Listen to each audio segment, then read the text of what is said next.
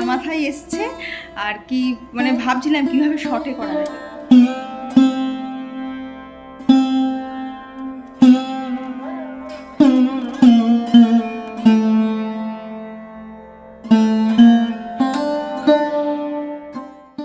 রাধে রাধে বন্ধুরা, সুপ্রভাত সকলকে। কেমন আছো তোমরা সবাই? আমাদের গল্পকথার নতুন আরও একটি সুন্দর ব্লগে তোমাদের সকলকে জানাই স্বাগতম। আশা করছি সকলে খুব ভালো আছো, সুস্থ আছো, আর আমরাও বেশ ভালো আছি। আর আজকের দিনটা ছিল হচ্ছে বুধবার, আর এখন বাজে ওই সকাল 6:30 মতো চলে এসেছি ছাদে। আর আজকে একটা বিশেষ দিনও, আজকে হচ্ছে রাস পূর্ণিমা, যে পূর্ণিমাতে বৃন্দাবনে শ্রীকৃষ্ণ তার গোপিনীদের সাথে আনন্দময় রাসলীলায় মেতে উঠেছিলেন, আর যেখানে হয়েছিল জীবাত্মার সাথে পরমাত্মার মিলন। তাই বুঝতেই পারছো দিনটা কতটা স্পেশাল। তো এই স্পেশাল দিনে একটু ঠাকুরকে ভালো করে পুজো দেবো না তা কি আর হয়? তো আজকের দিনের পুজোটা যেরকম ঘরে নর্মাল পুজো করি সেই রকমই করব। দেখো, আমার মনে হয় সবসময় যে ব্রাহ্মণ দিয়ে পুজো করতে হবে সেরকম তো সবসময় সম্ভব হয় না। অন্তরের ভক্তিটাই হচ্ছে মেন। তো সেই দিক থেকে দেখতে গেলে যতটুকু আমার মন থেকে চাই, যতটুকু আমি করে উঠতে পারি ভগবানের জন্য, তো সেটুকুকেই নিজেকে সম্পূর্ণ করতে হয়। কারণ দেখো, ভগবানকে সাজানোর মানে আমার দিক থেকে আমার ইচ্ছার কোনো খামতি থাকে না, এটা করি সেটা করি, কিন্তু সবসময় তো আর সবটা হয়ে ওঠে না।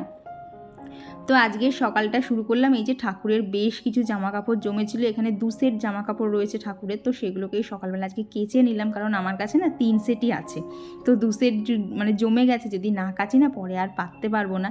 আর এই দেখো, এত সুন্দর দিনে দেখলাম আমার কাজকোজ ফুল গাছটাতে নতুন ফুলও এসছে, তবে ওইদিকে একটা ফুল রয়েওছে, তবে নতুন ডালটায় দেখলাম আজকে প্রথম ফুল এলো। এই ডালটা না আরও বড় ছিল, ডালটাকে ভেঙে দিয়েছিলাম, যে মাই বলেছিল যে ডালগুলোকে একটুখানি কেটে দিতে, তাহলে ওখান থেকে নতুন আর কি ডাল গজিয়ে সেখান থেকে ফুল হবে। তো দেখলাম জানো তো, অনেক দিন অপেক্ষা করিয়েছে, প্রায় ধরো 2-3 মাস মতো।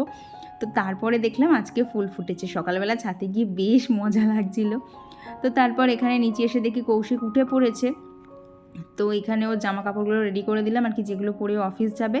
আর এখন তো ঠান্ডা ঠান্ডা পড়ে গেছে, আর ও যখন রাত্রেবেলার দিকে সাইকেল চালিয়ে আসে, ট্রেনে অতটা অসুবিধা না হলেও রাত্রেবেলা যখন সাইকেল চালিয়ে আসে না, বলে ঠান্ডা লাগছে। তো এখন তো সোয়েটার পরার মতো তো আর ঠান্ডা পড়েনি, তো একটা শুধু ওকে মাফলার দিয়ে দিলাম আর কি, ব্যাগের মধ্যে রেখে দেবে, যখন যখন ওর প্রয়োজন পড়বে নিয়ে আর কি দিতে পারবে।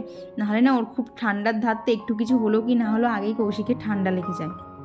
আর অফিস তো আর সেই কারণে বন্ধ রাখা যাবে না, তখন কষ্ট হবে। তো সেই জন্য আগে ভাগে ওর মাফলারটা বার করে হাতের কাছে রেখে দিয়ে এইবার এই যে নিজে এখন একটু ফ্রেশ হয়ে নেব। মানে সকাল থেকে এত কিছু করেছি, এখনও ব্রাশ করিনি। তো ব্রাশটা করে নিয়ে এই যে হাত মুখটা মুছে নিয়ে সোজা চলে এসেছি রান্নাঘরে। তো এইখানে দেখো, গতকালের এই যে চাল ভেজানো ছিল, ডাল ভেজানো ছিল, তো আজকে করব হচ্ছে মুসুরির ডাল। তো ডালটাও রাতে ভিজিয়ে রেখেছিলাম যাতে সকালবেলা তাড়াতাড়ি হয়ে যায়। আর আরও একটা কারণে ভেজাই, এই যে চাল ধোয়া ডাল ধোয়া জলটা আমি নেব, কারণ এটা হচ্ছে আমার গাছের সার, তো সেটাকেও আলাদা করে নিয়েছি। আর এদিকে না ভাত তো আমি মানে চাল তো ভিজিয়েছিলাম ভাত করব, কিন্তু কৌশিক বলল ভাত খাবে না। ওই যে একদিন ওকে পাস্তা করে দিয়েছি, এখন কিছু হলো কি না হলো আগেই ওকে পাস্তা করে দিতে হবে। তো দেখলাম পাস্তা যতক্ষণ করছি তাহলে আর তো সময় হবে না, কারণ আমি তো ভেবেছিলাম ধরো ওকে সকালবেলা ভাত করে দেবো। তো যথারীতি বললো পাস্তা করতে হবে, তো আবার সব প্ল্যান চেঞ্জ হয়ে গেল। তো আজকে ওইখানে দেখলে না আর কি বেগুন ভাজতে বসিয়েছি, তো ওকে আজকে হচ্ছে বেগুন ভাজা দেবো, আলু ভাজা দেবো, আর সাথে রুটি দিয়ে দেবো, এই হচ্ছে ওর আর কি লাঞ্চ। তারপর এই যে মৌরি বীজের জলটা খেয়ে নিয়ে এখানে যা যা ঘরে মোটামুটি সবজি ছিল সমস্ত কিছু কেটে নিয়েছি। আর এই তো এখন নিজে ডিজাইনের পাস্তাটা ইউজ করব। এটা না সম্পূর্ণ সুজির তৈরি পাস্তা, যার জন্য একদমই আনহেলদি না, এটা খুব হেলদিও। মানে ওই পাস্তা মানে যে বলবে ময়দা দেওয়া এটা খারাপ শরীরের, এটা কিন্তু একদমই না, এটা কিন্তু ভীষণ হেলদিও।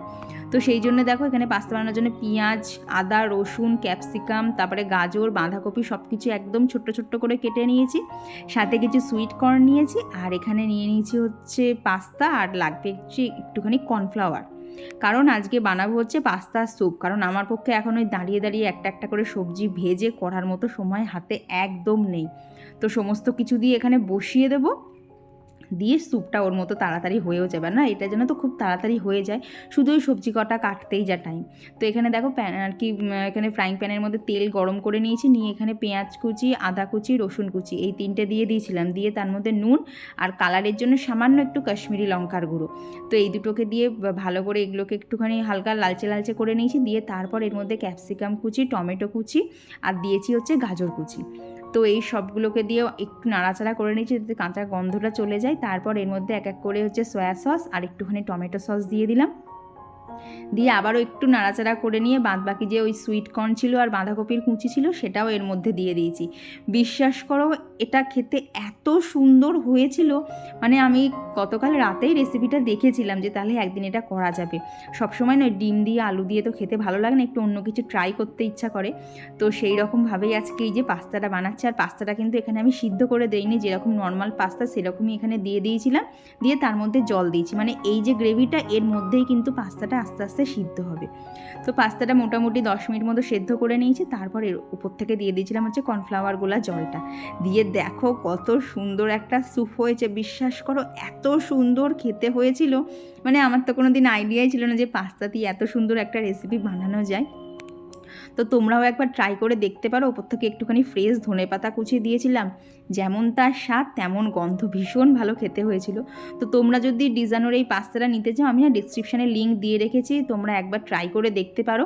এটা নর্মাল যে বাজারে ময়দার পাস্তা মানে কিনতে পাওয়া যায় না, সেটার থেকে টেস্ট বলো, তার টেক্সচার বলো, সমস্ত কিছুই আলাদা। এর মধ্যে কোনো আর্টিফিশিয়াল ফ্লেভার কালার কিচ্ছু নেই।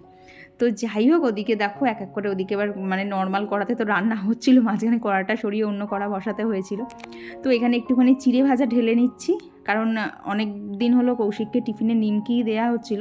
তো এখন নিমকি টিমকি সম্পূর্ণ বন্ধ করে দিয়েছি, অনেক দিন খাওয়া হয়েছে। এখন এই যে প্লেন চিড়ে এনে রেখেছি, এটা বলতে পারো ওই সামান্য পরিমাণে চানাচুর দেওয়া আছে আর একটু নুন দেওয়া আছে। তো সেইটাই ওকে এখন টিফিনে দিয়ে দিলাম। দিয়ে এখানে করে নিচ্ছি হচ্ছে মুসুরির ডাল, কারণ আজকে সকালে তো আর কোনো তরকারি করিনি, শুধু আলু ভাজা আর বেগুন ভাজা করেছি। তো যদি ডালটা না দেই তাহলে এখানে খাবে কী করে ভাতটা, তো সেই জন্য একটু ডালও বসিয়ে দিয়েছি।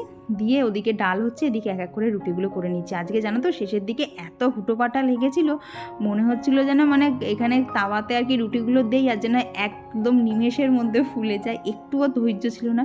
আর কেউ দেরি হয়ে যাচ্ছিলো, আজকে না একদম পুরো টাইমেও বেরিয়েছে। তো এই যে এখানে কৌশিক বেরিয়ে গেল, আর সকাল থেকে এই যে যুদ্ধটা চলছিল। এইবার বলো তো না খেলে কি আর পারা যায়, এখনও কত কাজ বাকি।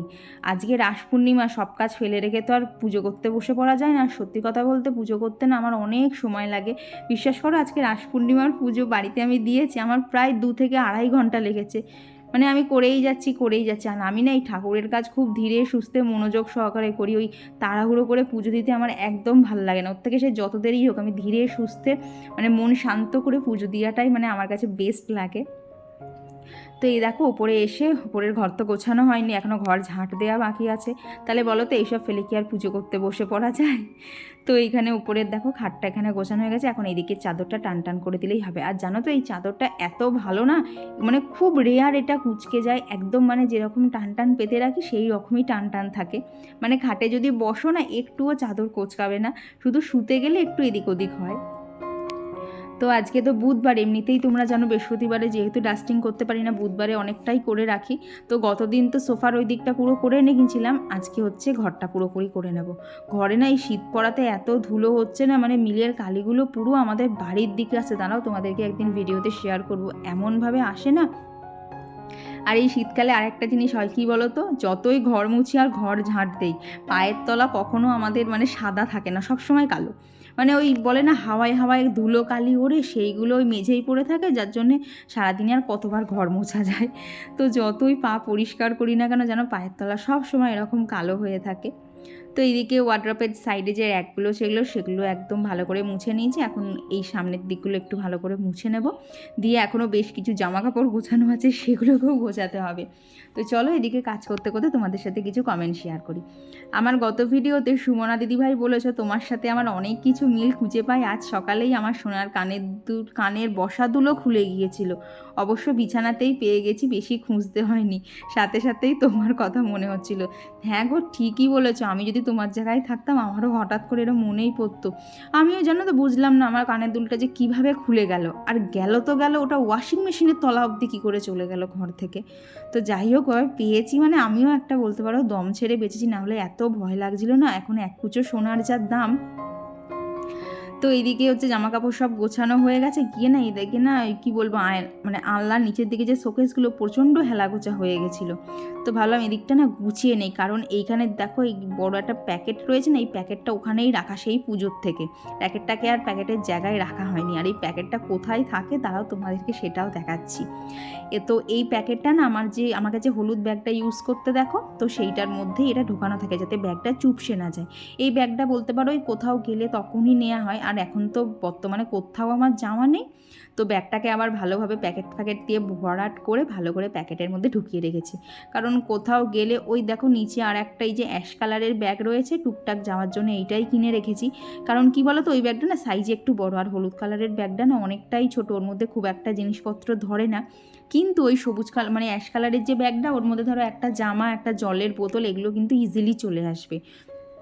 তো সেই জন্যে ওই ব্যাগটাই ব্যবহার করব, তো ওইটা সামনে রাখলাম আর হলুদ ব্যাগটাকে ঢুকিয়ে দিয়েছি। তো আর আমার গত ভিডিওতে কমেন্ট করেছিল সুশীলা দিদিভাই, তো দিদিভাই লিখেছে খুব সুন্দর হয়েছে ভিডিওটা, থ্যাংক ইউ গো।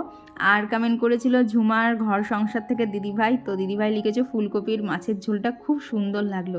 হ্যাঁ গো, দেখবে আমাদের প্রত্যেকের বাড়িতেই কিন্তু শীতকালে এই কাটা মাছের ঝোল যখন করা হয় তখন ফুলকপি পড়বে না একদিনও, তা কিন্তু হয় না। আর এই ফুলকপি দেওয়াতে মাছের ঝোলটার এত টেস্ট হয়ে যায় না, মানে নর্মাল মাছের ঝোলও যেন খেতে পুরো অমৃত লাগে। তবে কপিটা বলতে পারো, ফুলকপিটা এখন মানে নতুন নতুন তো খেতে খুব ভালো লাগছে, আস্তে আস্তে যে একঘেয়ে হয়ে যাবে তখন খেতে একদমই ভালো লাগবে না। তো এদিকে ঘরের সমস্ত কাজ কমপ্লিট, আজকে আর বেশি ডাস্টিং সেরকম কিছু করিনি, যেটুকু প্রয়োজন ছিল সেটুকুই করেছি। করে ওই যে সকালে চাল ধোয়া যে আর ডাল ধোয়া যে জলটা ছিল সেটাই এক এক করে আমার ঘরের সমস্ত গাছগুলোতে দিয়ে দিচ্ছি। এটাই বলতে পারো সপ্তাহে 2-3 দিন গাছগুলোতে দেই, যাতে গাছগুলো আমার এত সুন্দর থাকে। তো চলো বাদবাকি কাজগুলো শেষ করি। তো এই দেখো বাজে হচ্ছে 10টা, পুরো সমস্ত কাজ শেষ, আজকে আর বেশি কিছু করিনি। এই মুহূর্তে দাঁড়িয়ে জানো তো আমার একটু রান্না করতেও ইচ্ছা করছে না, তার কারণ হচ্ছে আজকে তো রাস পূর্ণিমা। তো বাপি এখন সকালবেলা বাজারে গেছিলো, একদম টাটকা টাটকা এরকম বড় বড় গাঁদা ফুলের মালা নিয়ে এসছে, কমলাও আছে হলুদও আছে, মনে হচ্ছে কতক্ষণে গিয়ে আমি রাধা মাধব গোপালকে সাজাবো।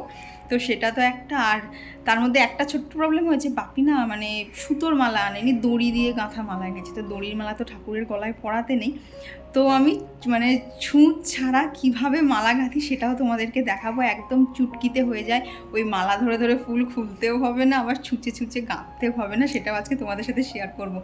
এই বুদ্ধিটা বলতে পারো আমার মাথায় এসছে, আর কি মানে ভাবছিলাম কিভাবে শর্টে করা যায়, তো তখনই এই বুদ্ধিটা মাথায় এসছে।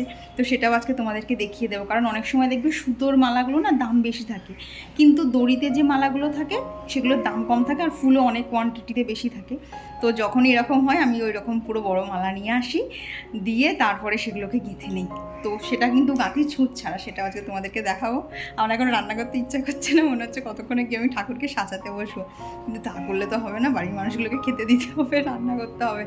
তো চলো এখন 10টা বাজে, কোনো রকমে হাঁপাতে হাঁপাতে 1 ঘন্টার মধ্যে সমস্ত কিছু শেষ করবো, দিয়ে এসে ঘর মুছে মানে 12টার মধ্যে ঠাকুর ঘরে আমি ঢুকবো, তাহলে ইজিলি 1টা-1:30টার মধ্যে পুজো আমার কমপ্লিট হয়ে যাবে। তো চলো বাকি কাজগুলো ঝটাফট শেষ করি। আর এই দেখো দেওয়ালির সময় যে এই যে ওয়াটার সেন্সার ম্যাজিক মানে যে প্রদীপগুলো কেনা হয়েছিল, এগুলো তো তুলে রেখেছিলাম, তো আজকে ট্রাই করে দেখবো জলে কিনা, মানে এগুলো পুরো ইউজ অ্যান্ড থ্রো নাকি যত্ন করে রেখে দিলে আরও 1-2বার ইউজ করা যাবে। তো ভেবেছি আজকে ঠাকুরের সামনে না এগুলো দিয়ে সাজাবো, কারণ ঠাকুরের সিংহাসনের মধ্যে না আমার এই প্রদীপ দিতে খুব ভয় লাগে, কারণ কি কাপড় চোপড় ঠাকুরের ধরে যায়, সেটা তো একদমই ভালো না। তো এগুলোতে তো আগুন ধরে যাওয়ার কোনো ভয় নেই, তো ভেবেছি এগুলো দিয়ে না ঠাকুরকে সুন্দর করে সাজাবো। আর এখানে দেখো ছোট ছোট করে আলু, বেগুন, রসুন, পেঁয়াজ, লঙ্কা সব কেটে নিয়েছি, কারণ এটা দিয়ে করবো হচ্ছে তেল চচ্চড়ি। সেই যে আগের দিন করেছিলাম, তারপরে দেখলাম কৌশিককে না বলতেই না ও এখন বাজারে গেলে ভালো তেল পেলেই নিয়ে চলে আসে। আর কি এটা গরম ভাত বলো ঠান্ডা ভাত বলো সব কিছু দিয়ে খেতে এত সুন্দর লাগে। তবে কি জানো তো, তেলটা হতে হবে কাতলা মাছের, রুই মাছের তেল কিন্তু খেতে একদম ভালো না, মানে ওই তেলের মধ্যে না প্রচণ্ড মানে লম্বা লম্বা সুতোর মতো নাড়ি থাকে, তো সেগুলো যে দিতে দিতে কিচ্ছু তেল আর পাওয়া যায় না। তবে কাতলা মাছে সেটা হয় না।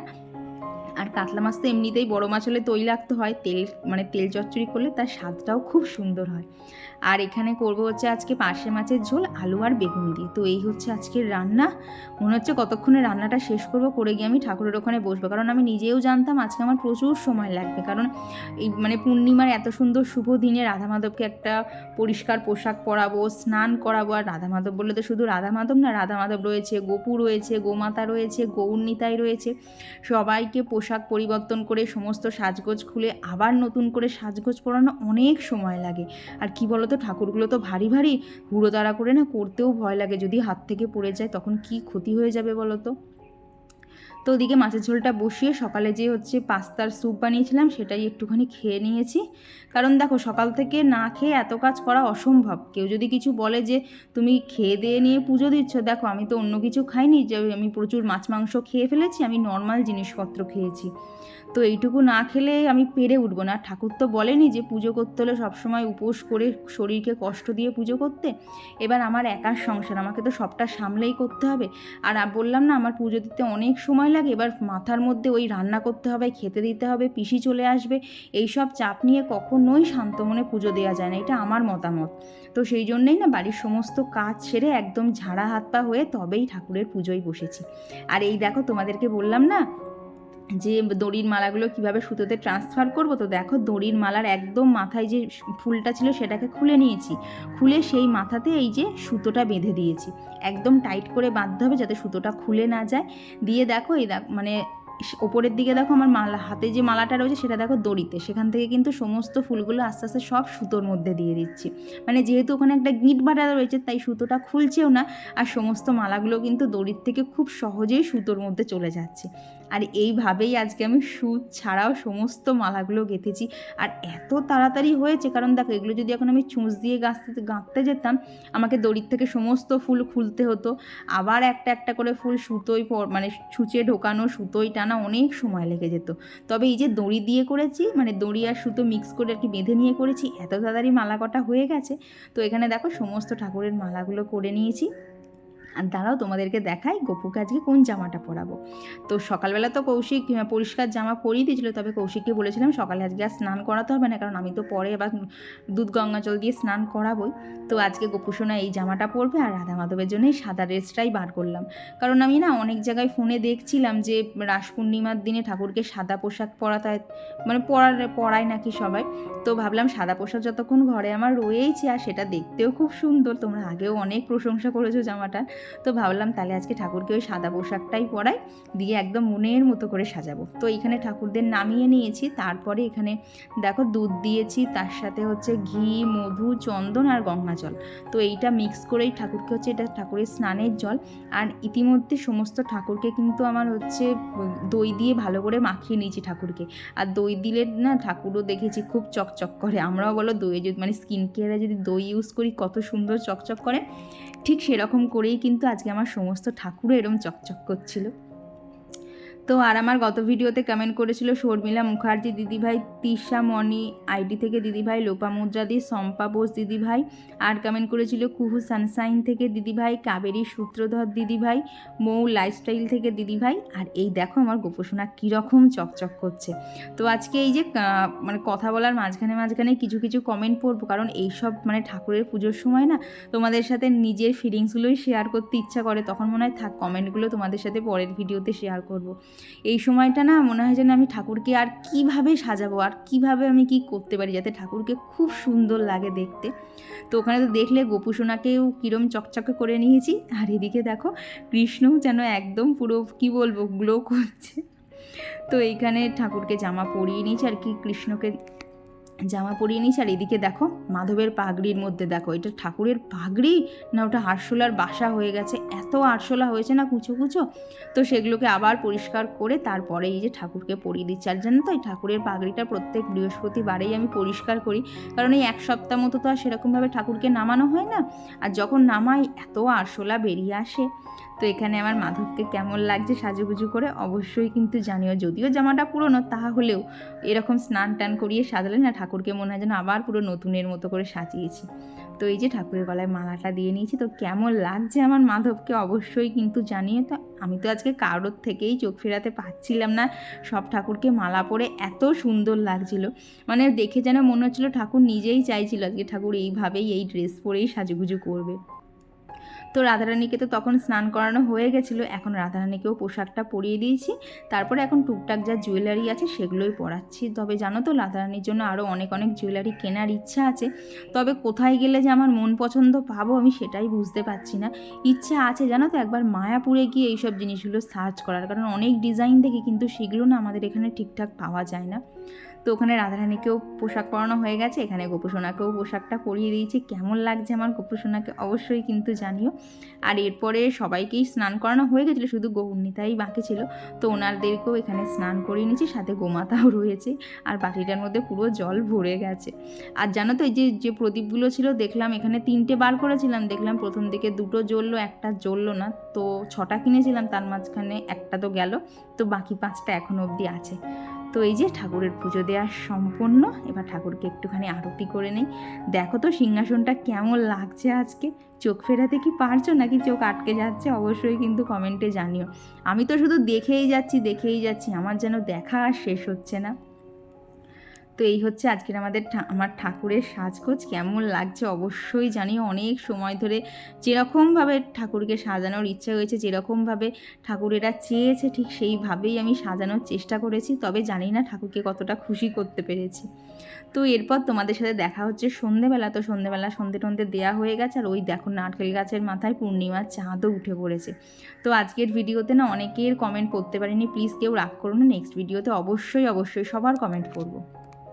অনেকক্ষণ পরেই তোমাদের সাথে দেখা হচ্ছে। আমি মানে দুপুরবেলা পুজো করার পর আর কোনো ভিডিও শ্যুট করিনি, কারণ ইতিমধ্যেই ভিডিওটা অনেক বড় হয়ে গেছে, যার জন্যে আর মাঝখানে কোনো ভিডিও শ্যুট করিনি। এখন ঘড়িতে বাজে হচ্ছে 11:15, ঘরে এসেছি বেশ খানিক মিনিট 10-15 হয়ে গেছে।